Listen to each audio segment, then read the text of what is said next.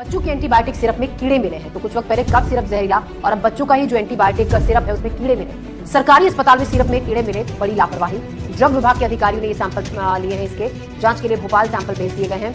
दवा के वितरण पर रोक लगा दी गई है और वितरण केंद्रों से सिरप को वापस मंगाया गया। तो फिर से बड़ी लापरवाही, बच्चों की दवाइयों से जुड़ी हुई ये बड़ी लापरवाही। अभी छिंदवाड़ा में जिस तरीके से जहरीला कफ सिरप पीने से इतने बच्चों की मौत हो गई, वो मामला अभी शांत भी नहीं हुआ। उसको लेकर जांच चल रही है। इस बात को लेकर सवाल खड़े हो रहे हैं कि जो दवाइयां बच्चों को दी जाती हैं, कैसे उनका जो सेफ्टी किस तरीके से किन मानक तंत्रों पर आधारित होगी, किस तरीके से उसकी जांच की जाएगी, कैसे ये श्योरिटी होगी कि जो बाजार में बच्चों की दवाइयां उपलब्ध हैं वो पूरी तरीके से सही है या नहीं। आप एक और मामला ग्वालियर से, जहां बच्चों के सिरप में कीड़े मिले।